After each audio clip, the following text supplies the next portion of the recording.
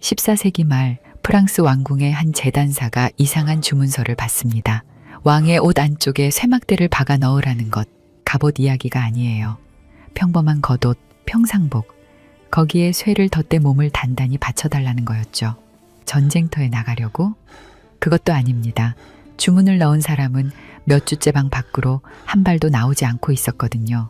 그런데 왜 그런 지시를 내린 거냐고요? 그건 왕이 자기 몸이 유리로 되어 있다고 믿었기 때문이에요. 누군가 살짝 스치기만 해도 쨍그랑 산산조각 날 거라고. 그래서 쇠로 몸을 붙들어 매달라는 거였죠. 이게 무슨 소리죠? 도대체 그 왕이 누군데? 이 주문을 넣은 사람은 바로 샤를 6세, 명색이 프랑스의 국왕입니다. 한때 백성이 친해왕이라 부르며 따랐던 군주, 똑똑하고 인기 많던 젊은 왕이에요. 그런데 그런 사람이 대체 무슨 일을 겪었길래 자기를 깨지는 그릇이라 여기게 됐을까요? 살짝 미리 얘기 드리지만 이건 단순히 미친 왕의 우스운 일화가 아닙니다. 끝까지 따라가 보면 유리라는 그 기묘한 믿음 속에 숨겨진 한 인간의 절박함이 보일 수도, 아니 보이게 될 거예요. 그럼 지금부터 30년 전 11살 소년이 거대한 왕관을 머리에 얹던 날로 거슬러 올라가 함께 실마리를 찾아보실까요? 1380년 9월 프랑스 국왕 샤를 5세가 눈을 감습니다. 별명이 현명왕이었던 사람, 잃었던 영토를 영국에게서 되찾아온 보기 드물게 유능한 군주였죠. 문제는 후계자였습니다. 왕위를 물려받을 아들 샤를은 그때 겨우 11살이었거든요. 요즘으로 치면 초등학교 5학년쯤 되는 나이에 나라 하나를 통째로 떠안은 셈이에요. 11살짜리에게 왕국을 맡기면 어떻게 될까요? 답은 뻔하지 않나요? 어른들이 대신 굴립니다. 죽어가던 샤를 5세는 동생들을 불러 모아 어린 조카를 부탁했고 부르고뉴, 앙주, 베리, 그리고 외삼촌 부르봉, 그렇게 4명의 삼촌이 섭정에 들어섭니다. 하지만 말이 좋아 후견인이지 실상은 전혀 달랐어요. 당대 연대기 작가 장 프루아사르의 기록을 빌리면 이 삼촌들은 조카의 안위에도 나라를 다스리는 일에도 별 관심이 없었습니다. 관심은 딱 하나, 돈이었죠. 특히 가장 힘이 셌던 부르고뉴 공작 필리프는 선왕이 알뜰하게 채워둔 국고를 자기 입속 채우는 데 썼습니다. 무거운 세금을 다시 매겼고 그 바람에 1382년에는 루앙과 파리에서 폭동까지 터지게 되죠. 여기서 잠깐 당시 프랑스가 어떤 처지였는지 짚어볼까요? 이때 프랑스는 영국과 100년 넘게 이어질 전쟁의 한복판에 있었습니다. 그 유명한 100년 전쟁, 1337년에 시작돼 1453년에야 끝나는 인류 역사에서 손꼽히 긴 전쟁이죠. 샤를은 태어날 때부터 죽을 때까지 이 전쟁 속을 살았던 사람입니다. 이 전쟁이 왜 그렇게 길었는지 잠깐 보자면 시작은 왕위 계승 다툼이었어요. 프랑스 왕위를 두고 영국 왕이 나도 자격이 있다고 주장하면서 불이 붙었죠. 거기에 양모무역으로 얽힌 경제적 이해와 프랑스 안에 영국 왕이 가진 영지 문제까지 겹치게 되어버린 겁니다. 아버지가 싸우다 죽으면 아들이 이어받고 휴전과 전쟁이 수십 년씩 번갈아 찾아온 거예요. 샤를이 물려받은 건 단순한 왕관이 아니라 끝이 보이지 않는 이 진흙탕 전쟁의 한가운데 자리, 그 무거운 왕관이 11살, 어린아이의 머리 위에 얹혀 있었던 겁니다. 당시 프랑스에서 법으로 정해진 성년은 14살이었어요. 하지만 그 나이가 지나도 삼촌들은 권력을 놓지 않았죠. 아직 단물을 다 빨아먹지 못했다고 생각했으니까요. 하지만 결국 샤를 6세가 20살이 된 그해 그는 직접 나라를 다스리겠다고 선언합니다. 그런데 이 청년 의외로 일을 제대로 하기 시작하죠. 샤를은 삼촌들을 물러나게 하고 아버지 시절의 유능한 신하들을 다시 불러들입니다. 사람들이 마르무제라 부르던 실무형 측근들이었어요. 그리고 이들의 손을 거치자 엉망이던 나라 살림이 눈에 띄게 나아지기 시작합니다. 세금이 정리되고 행정이 굴러가고 궁정의 활기가 돌기 시작한 거예요. 그 무렵 궁정의 하루는 어땠을까요? 새벽 미사로 문을 열고 낮에는 사냥과 매사냥, 저녁이면 음유시인의 노래와 마상 시합 이야기로 떠들썩했습니다. 식탁에는 향신료를 잔뜩 친 고기 요리가 올랐죠. 후추 한 줌이 농민 한 사람의 몇 달치 품삯과 맞먹던 시절입니다. 젊은 왕은 이 화려한 무대의 한가운데서 춤추고 사냥하고 토너먼트를 여는 걸 즐겼어요. 활력 그 자체였죠. 그러자 백성들이 젊은 왕에게 별명 하나를 선물합니다. 샤를르 비행엠에 우리말로 옮기면 사랑받는 자, 친해왕. 당시 파리의 한 평범한 상인이 이 무렵에 왕을 봤다면 어땠을까요? 잘생기고 키도 크고 사냥과 마상 시합을 즐기는 혈기왕성한 군주. 무엇보다 나라를 바로 세우고 있는 희망의 상징이었을 20살 청년 샤를은 그렇게 프랑스가 오래 기다려온 빛처럼 보였습니다. 누구도 이 빛나는 청년의 머릿속에 어떤 그림자가 자라고 있는지 몰랐죠. 이때까지만 해도요. 그리고 4년 뒤 어느 무더운 여름날 이 모든 것이 단 한나절 만에 무너져 내립니다. 1392년 여름 사건의 발단은 칼부림 하나였습니다. 어느 밤 프랑스의 대원수 올리비에 드클리송이 왕과 저녁을 먹고 집으로 돌아가던 길에 습격을 당합니다. 칼에 여러 번 찔렸지만 그는 살아남아 범인의 이름을 댔죠. 피에르 드 크라옹. 한때 궁정에서 일하다 자리에서 밀려난 뒤 그 원한을 클리송에게 돌린 자였습니다. 소식을 들은 샤를은 격분합니다. 자기 신하를 노린 일이니 곧 왕에 대한 도전으로 받아들인 거죠. 그런데 범인이 브르타뉴 공작에게로 도망쳐 숨어버립니다. 공작은 그를 내죽일 거부했고요. 이 소식을 듣고 왕은 직접 군대를 이끌고 가서 끌어내겠다고 결심하게 됩니다. 여기서 한 가지 짚어두자면 이 원정을 떠나기 불과 몇 달 전, 그러니까 그해 4월, 샤를은 아미eng에서 장티푸스 계열로 추정되는 심한 병을 앓았어요. 회복하는데 한 달이 걸렸고 주치의들은 왕의 건강이 여전히 위태롭다고 걱정했죠. 그런데 아직 완전 회복되지 않은 몸으로 왕은 의사들의 만류를 뿌리치고 갑옷을 챙깁니다. 한여름 땡볕 아래 군대가 출발합니다. 서쪽으로 행군이 이어졌죠. 그런데 이때부터 이상한 징후가 보이기 시작해요.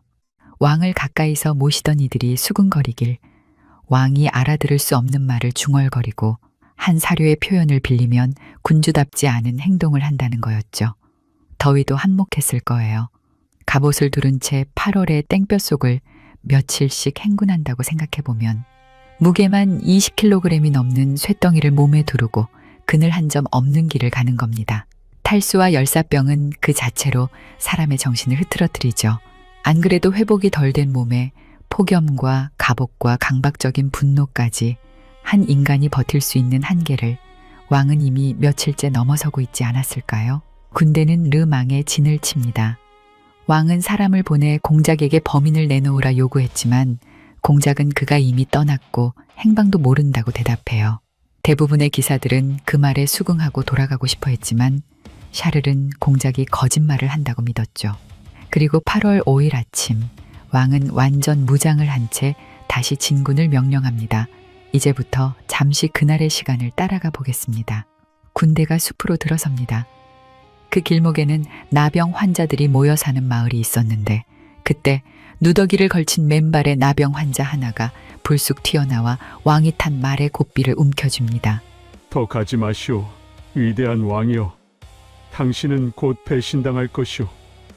호위병들이 그를 떼어내 매질했지만 남자는 물러서지 않고 반시간 동안 행렬을 따라오며 같은 경고를 계속 외쳤죠. 상상해 보세요. 안 그래도 며칠째 정신이 오락가락하던 왕의 귀에 배신이라는 말이 반시간 동안 모처럼 박혀 들어간 겁니다. 정오 무렵 땡볕에 지친 시동 하나가 들고 있던 창을 떨어뜨리고 그 창이 옆 사람의 강철 투구에 부딪히면서 쨍 하고 날카로운 쇳소리가 숲을 가르죠. 그 순간 샤를은 안장 위에서 벌떡 일어나 칼을 뽑아들고 외칩니다. 반역자들을 쳐라! 저들이 나를 적에게 넘기려 한다! 그러고는 눈에 보이는 누구든 닥치는 대로 베어버려요. 자기 기사들을, 자기 부하들을 말이죠. 수도사 출신 연대기 작가, 흔히 생드니의 수도사로 불리는 미셸 팽탱이 기록으로 남긴 그의 글을 통해 우리는 600여 년 전 그 숲의 혼란을 들여다볼 수 있습니다. 한 시종이 가까스로 왕을 제압하고 말에서 끌어내릴 때까지 4명가량의 기사가 목숨을 잃습니다. 왕은 땅바닥에 누운 채 자기 삼촌과 동생을 멍하니 바라보지만 그 눈빛은 이미 아무도 알아보지 못하는 텅 빈 눈이에요. 원정은 거기서 끝납니다. 샤를은 르망으로 옮겨졌고 곧 혼수 상태에 빠지죠. 그리고 왕이 미쳤다는 소문이 순식간에 퍼져버립니다. 누군가는 마법을 의심했고 누군가는 독을 의심하는 상황. 왕실은 왕이 아직 살아있다는 걸 백성에게 보여주려고 병실 문을 열어둬야 할 정도였습니다. 소문은 무서운 속도로 퍼져나갑니다. 시장통에서 성당 앞 광장에서 사람들은 수군거렸죠. 신께서 왕을 벌하시는 거다. 누군가 왕에게 저주를 걸었다. 음식에 독이 들었다. 중세 사람들에게 왕의 광기란 단순한 병이 아니었습니다. 나라 전체에 내린 불길한 징조였죠. 왕의 몸은 곧 왕국의 몸이라 여겨졌으니까요. 왕의 정신이 무너졌다는 건 프랑스라는 나라 자체가 흔들린다는 뜻으로 읽혔고 실제로 이 불안은 머지않아 현실이 됩니다. 나흘 뒤 샤를은 깨어났어요. 그리고 자신이 저지른 일을 듣고는 깊이 슬퍼했다고 전해집니다. 왕이 깨어났지만 문제는 이게 끝이 아니라 시작이었다는 거예요. 르망의 숲에서 무너진 것은 기사 몇 명의 목숨만이 아니라 프랑스가 4년간 품어온 희망, 그 친의 왕이라는 별명도 함께 부서지기 시작한 거죠. 르망 숲에 참극이 있은 지 반년쯤, 지난 1393년 1월, 프랑스 궁정은 그날의 충격을 애써 지우고 다시 평온을 찾는 듯 했습니다. 마침 왕비이자보의 시녀 중 한 명이 결혼을 하게 되어 이를 축하하는 성대한 가면무도회가 열리게 되죠. 중세 궁정에서 이런 가면무도회는 단순한 파티가 아니었어요. 신분과 예법이라는 무거운 굴레를 잠시 벗어던지고 가면 뒤에 숨어 마음껏 일탈할 수 있는 해방구였거든요. 평소라면 엄두도 못 낼 짓궂은 장난을 벌여도 용서받는 그야말로 짜릿한 하룻밤이었습니다. 이날 파티의 하이라이트는 숲의 야만인 춤이었습니다. 6명의 젊은 귀족이 야만인 분장을 하고 손님들 앞에 등장해 분위기를 띄우기로 했죠. 그런데 이 의상이 좀 기가 막힙니다. 리넨 천을 몸에 단단히 꿰매 입고 거기에 끈적끈적한 송진을 잔뜩 녹여 바른 다음 삼배 보풀을 덕지덕지 붙여서 머리끝부터 발끝까지 털북숭이 괴물처럼 보이게 만든 거였어요. 한마디로 걸어다니는 거대한 인간 불쏘시개, 나 다름없는 아찔한 차림이었습니다. 여기서 소름 돋는 사실이 하나 있어요. 이 위험천만한 털북숭이 춤꾼 6명 중 한 명이 바로 왕 샤를 6세 본인이었다는 겁니다. 르망 숲에서 완전히 정신을 놓고 기사들을 배웠던 그 왕이 이제 겨우 기력을 회복하자마자 직접 이 아슬아슬한 광대 노름에 뛰어든 겁니다. 가면을 썼으니 손님 중 누구도 그가 왕인지 몰랐죠. 이제부터 그날의 연회장으로 들어가 보겠습니다. 6명의 털북숭이가 손님들 앞에 등장합니다. 늑대처럼 울부짖고 껑충껑충 뛰며 춤을 추자 연회장에는 웃음소리가 터져나왔어요. 분위기가 한창 무르익을 무렵 왕의 동생인 오를레앙 공작 루이가 파티장에 뒤늦게 들어섭니다. 문제는 그의 손에 활활 타오르는 횃불이 들려 있었다는 거예요. 파티를 열기 전 왕비가 춤꾼들 의상이 위험하니 절대 횃불을 가까이 가져가지 말라고 단단히 경고했지만 술기운이 돌았던 루이는 호기심을 참지 못했습니다. 대체 저 털북숭이들 얼굴이나 좀 보자. 루이는 춤꾼 중 한 명의 얼굴을 확인하겠다며 횃불을 바짝 들이댑니다. 그리고 불티 하나가 툭 떨어졌죠. 송진을 잔뜩 먹인 의상은 그야말로 화약고나 다름없었습니다. 순식간에 시뻘건 불기둥이 솟구쳤고 불길은 놀라 몸부림치는 옆 사람에게로 또 다른 춤꾼에게로 눈 깜짝할 사이에 옮겨 붙었어요. 웃고 떠들던 화려한 연회장은 단 몇 초 만에 살이 타들어가는 냄새와 처절한 비명소리로 뒤덮인 생지옥이 되어버립니다. 이 아비규환 속에서 왕의 목숨을 구한 건 베리 공작 부인이었습니다. 춤꾼 중 한 명이 자기 조카, 즉 왕이라는 걸 눈치채고는 재빨리 달려가 자신의 풍성한 치맛자락으로 왕을 덮어 불길을 껐던 거예요. 다른 한 명은 마침 근처에 있던 설거지용 포도주 냉각통으로 다이빙을 해서 가까스로 목숨을 건졌죠. 그럼 나머지 4명은 어떻게 됐을까요? 흔히 알려진 이야기들에서는 이들이 그 자리에서 즉사했다고 하지만 실제 기록이 전하는 진실은 훨씬 고통스러워요. 4사람은 온몸이 새까맣게 타들어가는 끔찍한 고통 속에서 무려 사흘에 걸쳐 차례차례 숨을 거두죠. 이 충격적인 화재 참사는 훗날 불타는 자들의 무도회, 프랑스어로 발대 자르당이라 불리게 됩니다. 소식은 궁정 담장을 넘어 파리 시내로 빠르게 퍼져나갑니다. 사람들은 경악을 금치 못했죠. 우리는 굶고 전쟁에 시달리는데 궁정에서는 짐승 흉내나 내며 향락에 빠져 있다가 천벌을 받은 거다. 파리 시민들의 분노가 폭발 직전까지 끌어오르자 왕과 귀족들은 성난 민심을 달래기 위해 참회의 행렬에 나서야 했어요. 자, 이렇게 무도회 사건은 수습되는 듯 했습니다. 하지만 진짜 비극은 왕의 머릿속에서 시작되고 있었죠. 생각해 볼까요? 반년 전 르망의 숲에서는 발작을 일으켜 자기 손으로 충성스러운 부하들을 배웠고 이번에는 축제를 즐기다가 자기 눈앞에서 사람 넷이 산채로 불타 죽는 걸 며칠에 걸쳐 지켜봐야 했어요. 그것도 자기 친동생의 어리석은 불장난 때문에 말이죠. 안 그래도 팽팽하게 당겨져 위태롭던 왕의 정신줄은 이 사건을 계기로 완전히 툭 끊어져 버립니다. 그해 6월 왕에게 두 번째 커다란 발작이 찾아옵니다.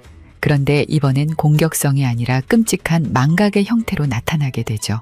왕은 자신이 누구인지 전부 잊어버립니다. 자신이 왕이라는 사실도 샤를이라는 이름도 자식들의 존재조차도요. 가장 기이했던 건 아내에 대한 반응이었습니다. 이자보 왕비가 걱정스레 다가오면 왕은 극도의 공포에 질려 구석으로 몸을 피했어요. 그리고 주변 사람들에게 이렇게 외쳤다고 하죠. 저 여자는 누구냐? 보기만 해도 나를 괴롭히는 저 여자를 당장 내쫓아라. 자기 아내를 낯선 침입자나 괴물 보듯 두려워하며 도망치는 왕. 한나라의 기둥이 이렇게 처참하게 무너져 내리는 동안 나라는 어떻게 됐을까요? 왕좌 주변에는 권력의 굶주린 이들이 승냥이 떼처럼 몰려들기 시작합니다. 왕비 이자보가 섭정회의를 틀어주려 했고 권력을 놓지 못하는 늙은 삼촌 부르고뉴 공작이 발톱을 드러냈으며 참사를 일으켰던 동생 오를레앙 공작 루이가 그 사이를 비집고 들어옵니다. 왕의 정신이 잠깐 맑아지면 잠잠하다가도 왕의 눈동자가 초점을 잃을 때마다 이들은 프랑스의 지배권을 노코맹렬히 물어뜯었죠. 왕 한 사람의 망가진 정신을 따라 거대한 왕국 전체가 서서히 내전이라는 광기로 빠져들기 시작한 겁니다. 그리고 바로 이 짙은 어둠의 한복판에서 드디어 우리가 이 영상의 첫머리에서 품었던 그 기묘한 질문, 유리 인간의 이야기가 서서히 그 모습을 드러냅니다. 이제 우리는 이 기나긴 추적의 출발점이자 가장 기묘한 미스터리였던 그 이야기로 돌아갈 차례입니다. 내 몸은 유리로 되어 있다. 기록에 따르면 끝없는 발작과 망각의 늪을 헤매던 어느 시점부터 샤를 6세는 자신의 몸이 진짜 유리로 만들어졌다고 굳게 믿기 시작합니다. 은유나 비유가 아니었어요. 정말로 문자 그대로 자신의 몸이 투명하고 얇은 유리병이라서 누군가 살짝 스치거나 어딘가에 부딪히면 쨍그랑하고 산산조각이 날 거라고 확신한 겁니다. 그래서 그는 누구도 자기 곁에 다가오지 못하게 소리를 질렀고 혹시라도 넘어질까봐 걷는 것조차 두려워했습니다. 급기야 제단사를 불러 아주 기괴한 특별 주문을 내리죠. 입고 있는 평상복 옷감 안쪽에 튼튼한 쇠막대기들을 덧대어 꿰매라는 지시였습니다. 행여나 몸이 무너져 내릴까봐 쇠로 된 보호대 속에 자신을 꽁꽁 가둬버린 거예요. 세상에서 가장 견고해야 할 한나라의 국왕이 세상에서 가장 깨지기 쉬운 그릇이 되어 벌벌 떠는 상황. 도대체 어쩌다 이렇게 된 걸까요? 그런데 여기서 잠깐 냉정하게 팩트 체크를 하나 하고 넘어가겠습니다. 이 유명하고 소름 돋는 유리 인간 일화, 과연 100% 사실일까요? 솔직하게 말씀드리자면 이 이야기의 출처는 우리가 생각하는 것만큼 단단하지 않습니다. 이 유리망상을 세상에 널리 알린 가장 대표적인 기록은 훗날 교황 비오 2세가 남긴 논평이라는 회고록입니다. 그런데 문제가 하나 있어요. 비오 2세는 왕이 발작으로 고통받던 그 한복판에 있던 당대 사람이 아닙니다. 그는 사건이 한참 지난 후대 사람이고 그의 글은 현장에서 직접 본 목격담이라기보단 훗날 전해 들은 이야기를 정리한 것에 가깝죠. 반면 샤를 6세를 가장 가까이서 지켜보고 그의 병세를 날짜별로 치밀하게 기록했던 당대 사료, 이른바 생드니의 수도사 미셸 팽탱, 의 연대기에는 정작 이 유리 이야기가 명확하게 등장하지 않습니다. 자기가 누군지 잊은 일, 아내를 두려워한 일은 그토록 상세히 적어놓고 말이죠. 그렇다면 유리 이야기는 완전히 꾸며낸 거짓말일까요? 그렇게 단정 짓기도 어렵습니다. 왜냐하면 당시 왕이 보였던 다른 기행들을 보면 유리 망상도 충분히 일어났을 법한 일이기 때문이에요. 예를 들어 그는 어떤 날엔 자신이 늑대나 짐승이 된 것처럼 파리의 생폴 궁전 복도를 미친 듯이 짐승처럼 울부짖으며 내달렸습니다.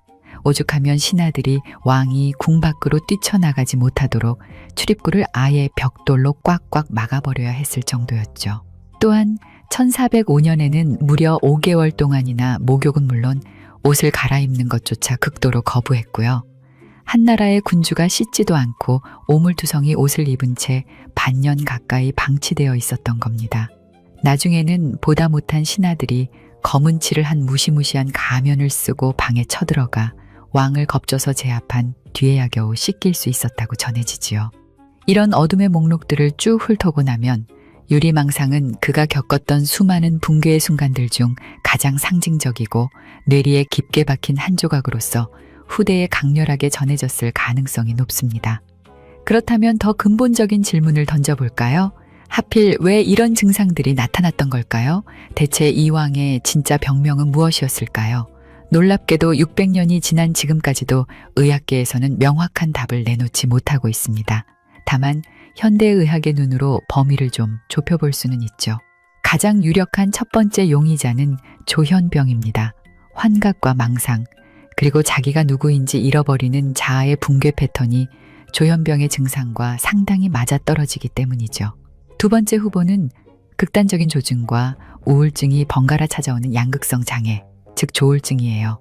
그리고 극심한 신경 발작을 일으키는 유전성 대사 질환인 포르피린증, 뇌신경에 염증이 생기는 신경사르코이드증, 누군가 꾸준히 독을 먹였다는 비소 중독설, 심지어 젊은 시절 앓았던 발진 티푸스의 후유증으로 인한 뇌 손상까지 그야말로 현대의학의 진단서 여러 장이 복잡하게 얽혀 있습니다. 여기에 그의 어머니인 잔드 부르봉 가게 쪽에 정신질환 내력이 있었다는 유전적 취약성까지 더해지죠. 하지만 14세기 중세 사람들에게 이런 현대적인 의학 진단이 무슨 소용이었을까요? 당시 의학은 사람의 몸이 4가지 체액으로 이루어져 있고 이 균형이 깨지면 미친다고 믿었습니다. 그래서 주치의들은 왕을 고치겠다며 강제로 피를 뽑아냈고 수십 명의 점성술사와 마법사들이 궁정에 불려와 기도를 올리고 주문을 외웠어요. 심지어 머릿속에 고인 나쁜 기운을 빼내야 한다며 두개골에 구멍을 뚫는 끔찍한 시술까지 동원했죠. 현대의 눈으로 보면 끔찍한 고문이지만 그들에겐 왕을 살리기 위한 눈물겨운 사투였던 거예요. 그리고 이런 무의미한 치료 속에 왕의 발작은 점점 더 그 주기를 좁혀옵니다. 1399년 단 한 해 동안 샤를 6세는 무려 6번의 대형 발작을 겪어요. 2달에 한 번꼴로 정신이 무너져 내린 겁니다. 그런데 여러분, 이 모든 비극 속에서 가장 끔찍하고 잔인했던 형벌은 광기 그 자체가 아니었을지도 몰라요. 샤를 6세의 발작에는 묘한 특징이 하나 있었습니다. 발작과 발작 사이에 정신이 아주 거짓말처럼 맑아지는 이른바 루시드 인터벌, 즉 명료한 각성의 시기가 주기적으로 찾아왔다는 점입니다.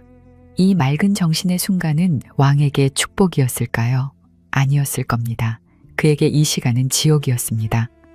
정신이 돌아올 때마다 그는 텅 빈 방 안에서 자신이 저지른 짓을 마주해야 했으니까요. 자기가 직접 칼을 들어 아끼는 부하들을 베어 죽였다는 사실, 사랑하는 아내를 괴물 취급하며 내쫓았다는 사실, 자기 동생이 불장난으로 측근 넷을 태워 죽이는 걸 보고도 짐승처럼 궁전 복도를 기어다녔다는 사실을 생생하게 자각해야 했던 겁니다. 이 감당할 수 없는 죄책감과 절망의 무게가 어땠을지 상상조차 하기 어렵습니다.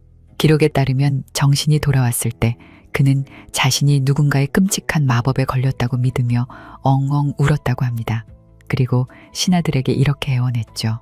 만약 너희 중 누군가 나에게 이 저주를 건 것이라면 제발 부탁이니 더는 괴롭히지 말고 차라리 지금 당장 나를 죽여다오.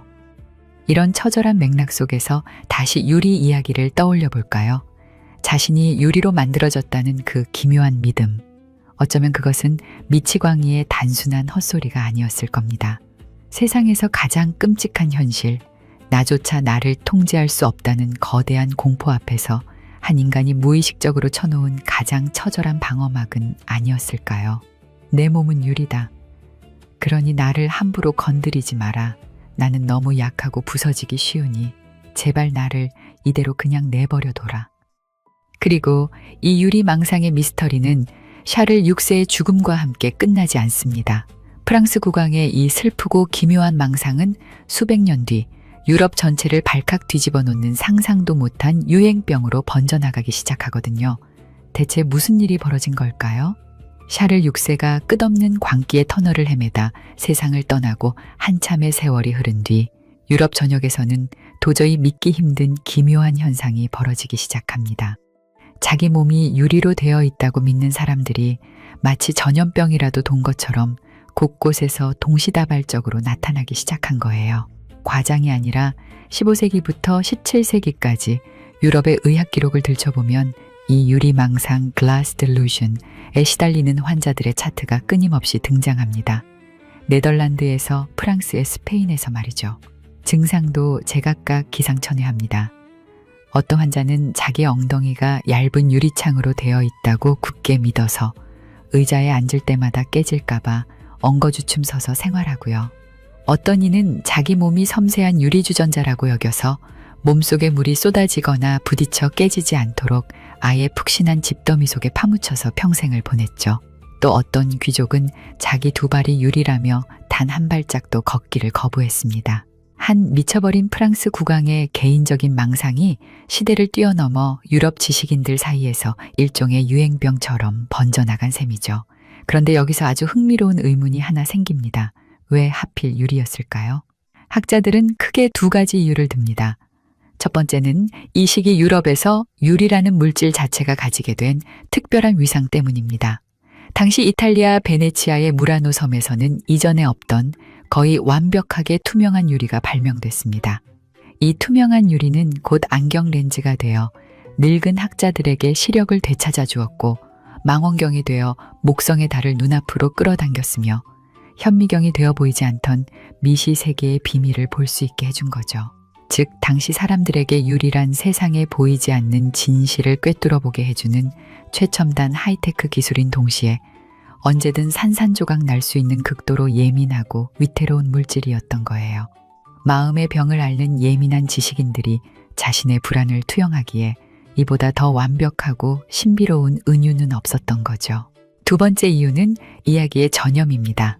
이 유리망상에 걸린 사람들은 대부분 글을 읽을 줄 아는 학자, 의사, 귀족들이었습니다. 이들은 서적을 통해 과거 프랑스 왕 샤를 6세에게 무슨 일이 있었는지 읽었고 그 강렬한 이미지가 머릿속에 각인되어 있다가 어느 순간 자신의 강박증과 결합해 발현된 거죠. 바이러스가 아니라 기록과 이야기를 통해 전염된 질병이었던 겁니다. 그리고 이 매혹적인 유리인간의 이미지는 당대 최고 지성들의 펜 끝에서 화려하게 되살아납니다. 돈키호테를 쓴 스페인의 데무노 세르반테스를 아실 겁니다. 그는 1613년 유리학사라는 짧은 소설을 발표합니다. 주인공은 자기 몸이 유리가 됐다고 믿는 똑똑한 청년인데 흥미로운 건 이 청년이 스스로를 유리라고 선언한 뒤부터 오히려 누구보다 거침없이 세상의 진실을 쏟아내는 사람이 된다는 점입니다. 몸이 깨질까봐 극도로 사리면서도 그 투명한 속성 덕분에 입만큼은 가장 투명하게 트인 역설적인 인물을 그려낸 거죠. 나는 생각한다. 고로 존재한다는 명언으로 유명한 철학자 데카르트 역시 이 유리인간을 소환했습니다. 그는 모든 것을 의심하는 자신의 철학적 방법론을 설명하면서 정상적인 이성과 제정신이 아닌 광기를 가르는 경계선의 예시로 자기 몸이 유리라 믿는 자들을 세워두었습니다. 자신을 유리라 믿으며 쇠막대기 속에 숨었던 한 왕의 비극이 어느새 유럽 문학과 철학의 한복판에 깊숙이 자리 잡게 된 겁니다. 하지만 영원할 것 같았던 이 기묘한 망상도 시대의 변화 앞에서는 어쩔 수 없었습니다. 19세기로 접어들면서 의학 기록에서 유리 인간들은 거짓말처럼 자취를 감추기 시작하거든요. 마지막으로 널리 알려진 사례는 뜻밖에도 바이에른 왕국의 알렉산드라 공주였습니다. 그녀는 어릴 적 자신이 유리로 만든 피아노를 통째로 삼켰고 그게 몸속에 그대로 들어있다고 믿습니다. 그래서 평생 방문을 지날 때마다 몸을 비스듬히 틀어서 뱃속의 유리 피아노가 문틀에 부딪혀 깨지지 않게 조심했다고 하죠. 하지만 산업혁명 이후 유리가 공장에서 대량 생산되고 흔하디흔한 일상용품이 되어버리자 사람들은 더 이상 거기에 자신의 복잡한 마음의 병을 기대지 않게 되었습니다. 시대가 변하고 기술이 변하면 인간의 망상이 입는 옷도 그렇게 달라지는 법이니까요. 이제 기나긴 추적을 마치며 우리는 다시 처음의 질문으로, 그리고 600년 전 그 차가운 궁전의 복도로 돌아가 봅니다. 멀쩡하던 젊은 친해왕 샤를 6세는 대체 왜 자기 몸을 유리라고 믿게 됐던 걸까요?